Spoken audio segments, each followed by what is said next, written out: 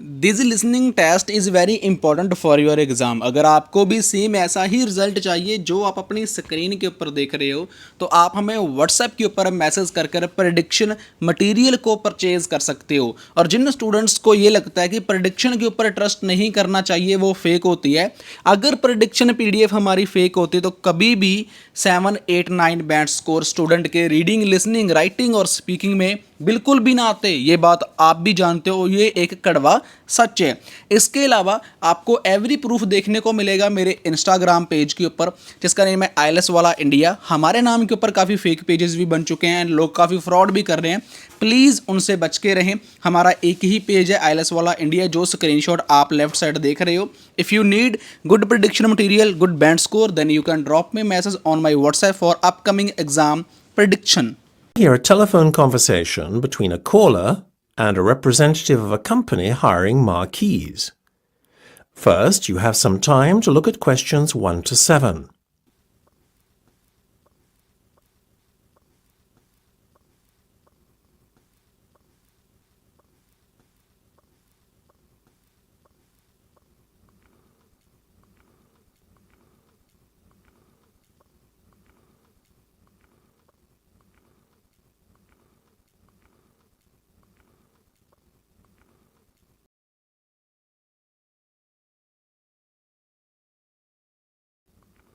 You will see that there is an example that has been done for you. On this occasion only, the conversation relating to this will be played first. Good afternoon, magnificent marquees. How can I help you? Oh, hello. I would like to hire a marquee. You see, it's for a special occasion. My eldest daughter is celebrating her 18th birthday and her coming of age. There was no question of her waiting until her 21st, although I'm sure we'll be having a big celebration then too. So you're celebrating in style? Well, of course I'd be happy to help. First, could you give me some details about guest numbers? The customer wants to hire a marquee for her oldest daughter's 18th birthday. So you write oldest daughter in the space provided. You should answer the questions as you listen, because you will not hear the recording a second time. Listen carefully and answer questions 1 to 7. Good afternoon, magnificent marquees. How can I help you? Oh, hello. I would like to hire a marquee. You see, it's for a special occasion. My eldest daughter's celebrating her 18th birthday and her coming of age. There was no question of her waiting until her 21st, although I'm sure we'll be having a big celebration then too. So you're celebrating in style? Well, of course I'd be happy to help. First, could you give me some details about guest numbers? Right, yes. Well, I was anticipating just a small do, but my daughter seems to have other ideas. Well, you can't blame her. It's a special day. I guess. I told her to limit numbers to around 50 guests, but the guest list seems to be growing daily. She would like to invite double that number, but we decided to split the difference and settle on 80 rather than 100. If you don't mind some of the guests standing, then our marquee sizes always allow standing space for almost double as many as those seated. For instance, one of our smaller marquees seats 30 guests but accommodates 50 standing. That sounds interesting. How big is that marquee? As not only am I working to a budget, but also we're limited by our garden size. Can you give me an idea of both your budget and the size we're looking at? Yes, I'm thinking of spending between £400 and £600. I can stretch to another 100 or two, but that's the maximum limit. As for size, well, our garden is 15 metres by 30 metres. OK, well, our 4.5 by 9 metre marquee would fit in nicely. The hire and installation comes to £450, but that allows you to have the marquee for 2 days. The marquee size you mentioned sounds fine and will accommodate the guests that we are expecting. Yes, I think that's the size I'll go for. So, now as to the cost of lighting and fittings. Oh, will that be very expensive? It depends on what you want, but the cost of carpeting the marquee will add on another £150. With regard to the lighting, prices vary quite a bit. If you opt for chandelier lighting, then it's another £90, but that's the most expensive option. Otherwise, the average pricing is around £55. I think I'll go for the more economic lighting then. Then there's the furniture, tables and chairs and so on. You decided on seating for 30 guests. Well, at £3 per chair, that will work out at £90 in total. You will then probably need 5 tables at least, and so with each table costing £4, that brings us to a total of £20 for the tables. OK, so I'm still just within my budget. Great! I'll go ahead with the booking then. Wonderful. So there's only one more important detail that I need. When would you like us to set up the marquee? Well, my daughter's birthday's on June the 6th, so ideally a day beforehand. Then we could have it taken down the day after her birthday. Yes, no problem. Great! Well, I'll go ahead with the order then. Wonderful. Before listening to the rest of the conversation, you have some time to look at questions 8 to 10.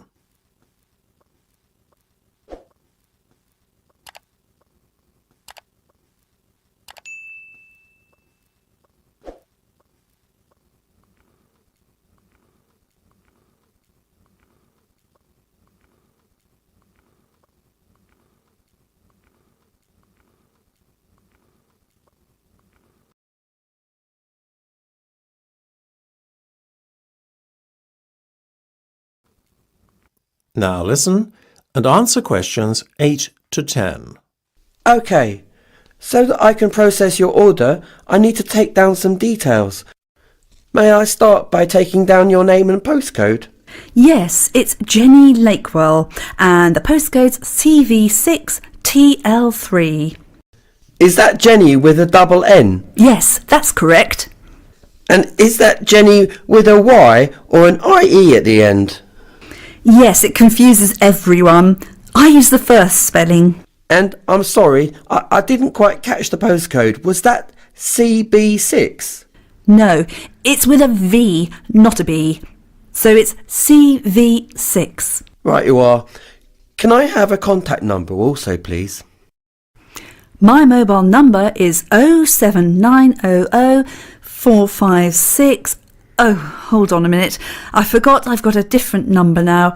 So it's 079, then 44, not 00, followed by 325883. Great, that's everything for the moment. We'll be sending you details and an invoice through the post in the next few days. OK, and thank you for your help. Goodbye. That's the end of section 1. You have half a minute to check your answers.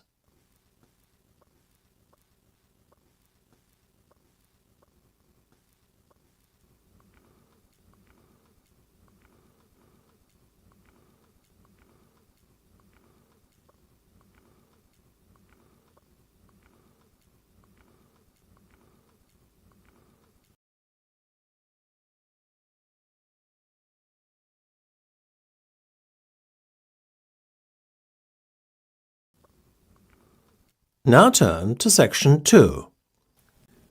Section 2. You will hear a history teacher talking to students in a class. First, you will have time to look at questions 11 to 15.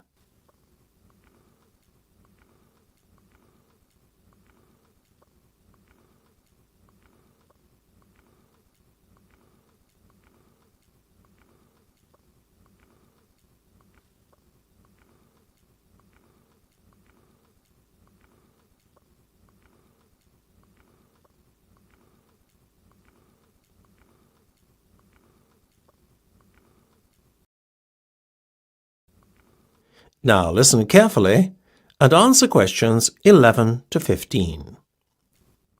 Today we are going to study the typical layout of a medieval English castle. Highly fortified and with difficult access, medieval castles were impressive strongholds, designed to keep the castle's inhabitants safe and the invaders at bay. The main entrance would have been the outer gatehouse, located at the bottom right-hand corner of the diagram, just by the chapel buildings. However, even if you had entered via the outer gatehouse into the castle grounds, you would still have been outside the main part of the castle. The buildings in the outer court were not the main residential areas of the castle. These latter buildings belonged to the inner castle area and were heavily protected both by a water-filled channel known as a moat, which extended around a third of the inner part of the castle, as well as the fortified walls around the castle exterior. To enter the innermost area, you had to enter a long, narrow tunnel known as a barbican, over and directly above which the gatehouse was located. The barbican, being the only access point to the inner castle, was narrow and heavily guarded to prevent large enemy forces storming the inner castle area. The inner castle area held the main buildings around which daily life revolved. Here the Great Hall, along with the great chambers and kitchens, were located, as well as the castle bakehouse. The Great Hall was the only building with a courtyard view to the back and front. Whilst the Great Hall enjoyed a central location in the inner castle area, the great chambers and kitchen were less prominently positioned. Both of the latter buildings were located off to either side of the Great Hall. The great chambers, unlike the bakehouse, which is next to one of the towers, did not enjoy a courtyard view. Part of the exterior castle wall formed the back wall of the great chambers, as it did with the stables, located in the outer court. Before you hear the rest of the discussion, you have some time to look at questions 16 to 20.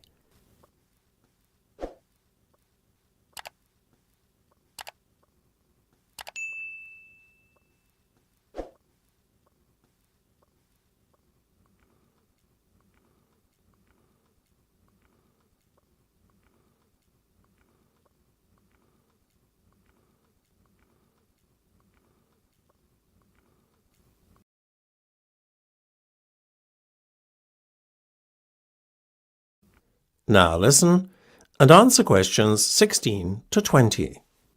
The layout I've just described will give you a better idea as to the design of a medieval castle. There was no blueprint for castles though, and the design and layout of each castle was determined greatly by local demands, function and purpose for which the fortification was intended. What we see in the castle design here is an advance on earlier medieval designs. Those medieval castles that predated this one had very basic residential and living areas.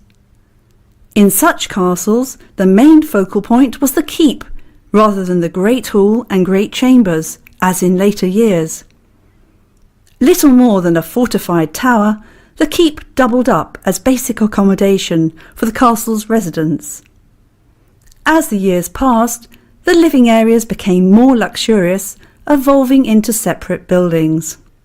Confusingly, the keep was known as a donjon, meaning fortified tower in French. The term dungeon was only used in later years to refer to underground prisons. In fact, at the time when the keep dominated castle affairs, the use of latter-day dungeons for imprisonment was an unknown and alien concept, the judicial systems favouring more physical forms of punishment instead. Another dissimilarity between earlier and later medieval castles was in their fortification. A moat, fortified walls and a barbican were typical features of most castles. However, it was recognised with the passage of time that the narrow fortified entrance of the barbican was insufficient defence against an enemy intent on invading the castle. As a result, extra, more reliable fortifications were added in the form of a portcullis and a drawbridge. The portcullis was a spiked metal gate that could be dropped vertically down from under the gatehouse, thereby sealing off the inner castle entrance from the outside world. To protect the main castle entrance further, a drawbridge was placed in front of the portcullis. This was a retractable bridge between the gatehouse and the outside area of the castle. However, the portcullis always remained the last line of defence against the enemy. That's the end of section 2. You have half a minute to check your answers.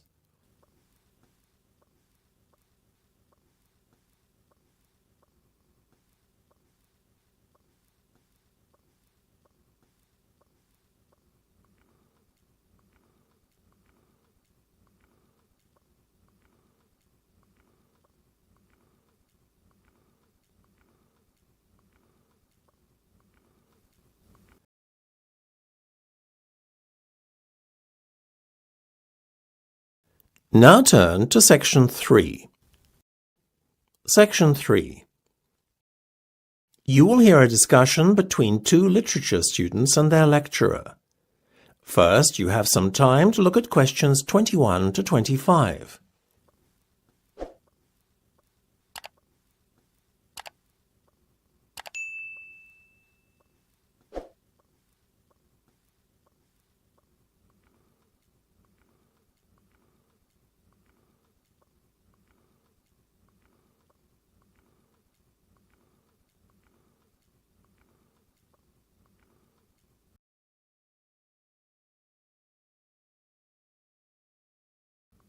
Now listen carefully and answer questions 21 to 25. That was an interesting lecture. I'm glad you thought so. Yes, it made a break from the usual lectures on literary style. Certainly made me look at some of Shakespeare's plays like Hamlet and the playwright himself in a new light. Me too. I always thought that Shakespeare believed in the supernatural, and that was the reason why so many of his plays, like Hamlet and Macbeth, featured a ghost. What you thought is a common misconception.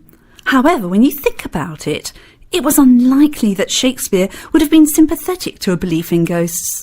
Why? Well, he was Protestant, as was his audience, and the Protestant religion did not subscribe to a belief in ghosts as spirits returning from another world. Also, Hamlet was set in Denmark, and although fictional, the play would have reflected the Protestant beliefs of the Danes too.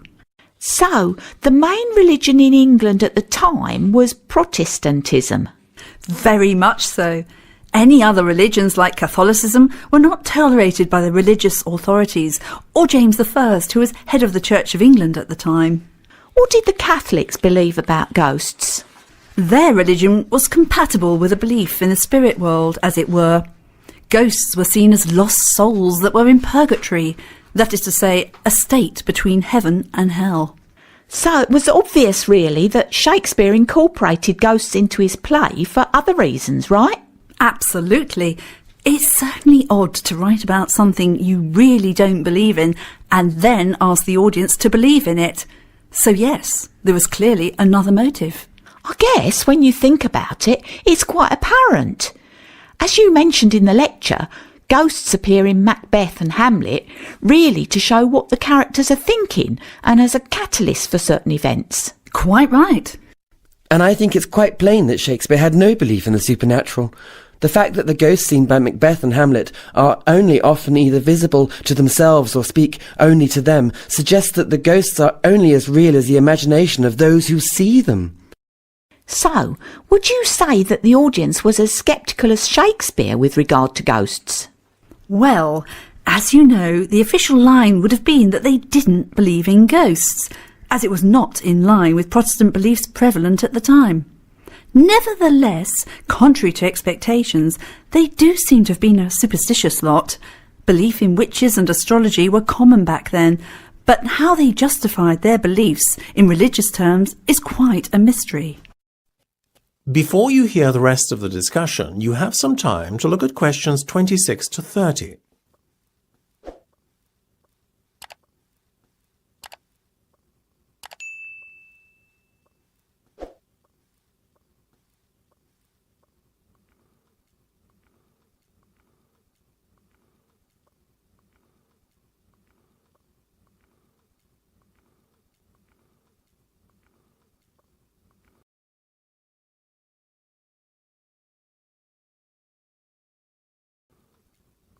Now listen and answer questions 26 to 30. People, I think, today are a lot less gullible than in that period, though, don't you agree? I mean, honestly, believing in witches and astrology and all that. Well, judging by the popularity of TV programmes today like Most Haunted, I would say there's a fair amount of interest in the supernatural still. I guess most people are like me, curious but not entirely convinced when it comes to the spirit world. Well, I think ghosts are just the product of certain people's imaginations. You can't overlook the fact that many supernatural events cannot be explained. Personally, I think ghosts are just as likely to exist as UFOs and aliens. Well, I think at least the latter do exist. I agree. It's absurd to think we're alone in the universe. You certainly seem to be quite a sceptic, Dave. Actually, I do believe in some aspects of the paranormal. Like? Well, not ghosts and aliens, obviously, but things like telepathy and premonition. It's easier to understand or believe in telepathy and premonition as you hear of so many examples of these phenomena occurring in real life. Not just reported stories, but from friends and acquaintances. I'm inclined, though, to think premonitions are more coincidence than due to a paranormal event. But maybe I'm just saying that, as I've not had first-hand experience of premonitions. So you believe in telepathy then? I think that the evidence in favour of it is impossible to deny. What do you think, miss? Maybe I'm less sceptical than most, but I'm inclined to keep a pretty open mind on most things. Anyway, it's been a very interesting discussion, but I'm afraid I have to leave now as I'm due to give another lecture. Well, thank you for your time and also your wonderful lecture. Yes, thank you. We appreciated it. My pleasure. That's the end of section 3. You have half a minute to check your answers.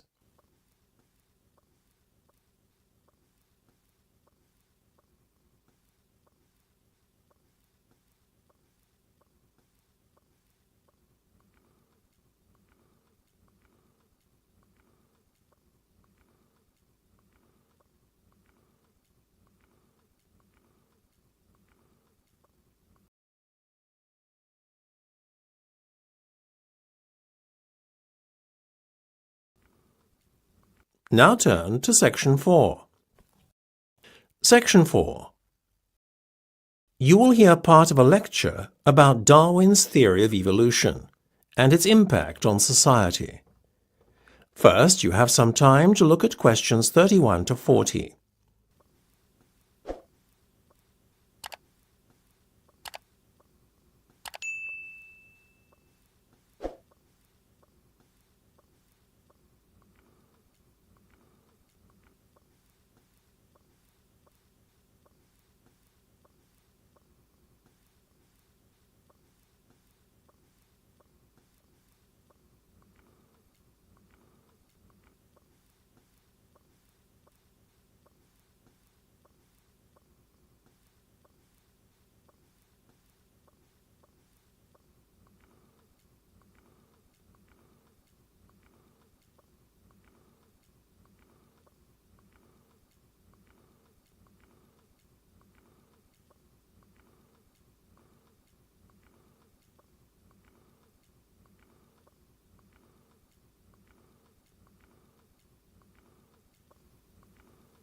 Now listen carefully and answer questions 31 to 40. Today, few people can be unaware of Darwin and his theory of evolution. He single-handedly revolutionized the way we think about the natural world. However, when I say single-handedly, that is not entirely correct. At precisely the same time as Darwin was formulating his theory of evolution, another scientist, Alfred Russel Wallace, was working on a virtually identical theory in parallel to Darwin. However, whilst Darwin's name has been preserved for posterity, the name of Wallace is virtually unknown. Why one should have been celebrated in scientific circles whilst the other was relegated to obscurity is puzzling. Both decided to make their discoveries public in a joint announcement once they were made aware of one another's work. There is no question that Darwin acted dishonourably, therefore, falsely claiming the sole credit for a theory of evolution. However, the publication of Darwin's groundbreaking On the Origin of Species by Natural Selection the following year almost certainly helped to secure him enduring fame. The publication of Darwin's book proved to be a watershed in the history of science. It also proved extremely controversial in the eyes of the Church, since Darwin claimed that man was merely an animal, Homo sapiens, and a product of evolution rather than of divine intervention. Such a theory was in direct opposition to religious dogmas of the day, and threatened to undermine the very core of religious belief. Today, however, many have successfully managed to reconcile Darwin's theory of evolution with religion. Only for some people, known as creationists, is Darwin's theory seen as being incompatible with religion. For these individuals, Darwin's theory is seen as heretical, since they believe in a literal interpretation of the Bible and a biblical reference to the world being created in 7 days, rather than as a slow evolutionary process spanning millions of years. In addition, Darwin's claim that man is no more than a highly evolved ape is regarded as a blasphemy, since creationists insist on the divine origin of man. Whilst not many would dispute Darwin's theory of evolution nowadays, curiously, an ape man that bridges the gap between man and ape has yet to be found. The search for the missing link, as it has been called, has both occupied and perplexed scientists since the time of Darwin. Many hoaxers over the years have tried to exploit the desire of scientists to find conclusive proof of Darwin's theory in the form of a missing link. The most memorable and also convincing hoax was that of the Piltdown Man. Named after the Sussex village where it was first unearthed in 1908, the skull of the Piltdown Man represented a transition from an ape to a man. So convincing a hoax was it that it fooled the scientific establishment into believing for some 40 years that the missing link had indeed been found. In fact, the Manchester Guardian newspaper went so far as to call the discovery of the ape man's skull by far the earliest trace of mankind that has yet been found in England. The find was credited to a local solicitor and fossil hunter, Charles Dawson. When Dawson died in 1916, Piltdown Man's place in history seemed secure. In 1950, a reconstruction of a head was made based on the skull. However, only 3 years later, the skull was declared a fake. People later questioned how such a hoax could have escaped detection without the compliance of an expert. It is certainly an interesting footnote in the theory of evolution. However, the questions still remain today. Where is the missing link, and why hasn't it been found? That is the end of section 4. You now have half a minute to check your answers.